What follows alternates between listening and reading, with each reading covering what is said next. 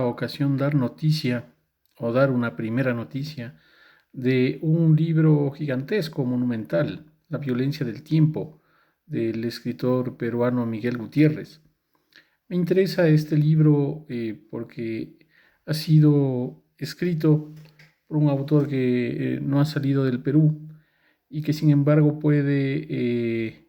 considerarse como un autor latinoamericano de primera línea. Y luego, claro, se lo puede considerar así en parte por esta novela, que es un texto que abarca un poco más de 1000 páginas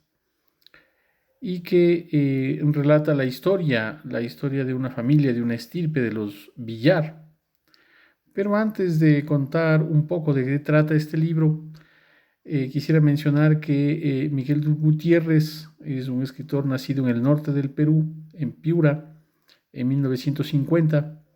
y que pertenece a la que, perdón, en 1940, y que pertenece a la que él denomina la generación del 50, a la que pertenecen también Vargas Llosa, Julio Ramón Ribeiro, Osvaldo Reynoso y otros más que él menciona en uno de los ensayos que dedica a los escritores de su generación. Tiene otros libros también, como por ejemplo Hombres de Caminos del año 88, 1988, y El viejo saurio se retira del año 68. Sin embargo, claro, La violencia del tiempo es un libro tan complejo, tan rico y tan interesante, que es el que le ha dado pues el renombre primero dentro del Perú y luego poco a poco ha ido atravesando las fronteras. En este caso yo hablo desde Quito, Ecuador. He leído este libro por recomendación de amigos de Lima y me ha parecido un libro impresionante. Esta saga de los Villar se remonta al origen de los Villar, a la llegada de un soldado español, eh, Miguel Villar, que pues engendra una descendencia con una india, Natividad Chira, y entonces el narrador comienza a contarnos las vicisitudes de esta familia, sobre todo centrándose en un episodio que es el del bisabuelo. Bueno, el narrador de la novela es Martín Villar y su bisabuelo ha entregado a una de sus hijas, a Primorosa Villar, la ha vendido al hacendado del pueblo. Los acontecimientos tienen lugar en el pueblo de Congará, que está allí cerca de la frontera con Ecuador. Y allí es donde aparecen todos estos personajes, los Villar. El, Después de que ha entregado a su hija, Cruz Villar entrega a Primorosa Villar a Odar Benalcázar, que es el potentado, el gran hacendado del pueblo. Y eso va a dar lugar primero pues, a que Primoroso en algún momento se escape y luego a que uno de los hijos de Cruz Villar, Isidoro Villar, que se va a convertir en bandolero, busque en cierto momento a Benalcázar y le pegue un balazo en la espalda para dejarlo inválido. Este es el leitmotiv, esta venganza es el leitmotiv que atraviesa el libro, pero el libro, como en una especie de ejercicio omnívoro, se va comiendo pues todo lo que aparece en el escenario, porque nos cuenta sobre cuál es el origen de los Benalcázar, ese origen de los Benalcázar, que son los grandes potentados del pueblo de Congará, lleva a que el narrador nos cuente cuál es el origen del primer corregidor de Piura, porque es el primer corregidor de Piura el que concede pues estas extensas tierras en Congará a los Benalcázar. Y Faldrique Ontaneda y Gándara y Osma y Agüero de Mendoza, que es el primer corregidor de Piura, hace que el narrador se remonte en la historia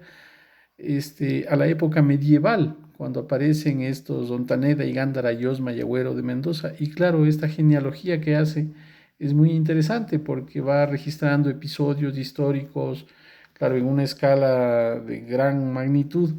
pero que le dan como una consistencia a la novela, la hacen como, pues en ese caso, un tratado de genealogía en ese momento. Y digamos que una de las características de esta novela es que, así como profundiza en el origen del primer corregidor, que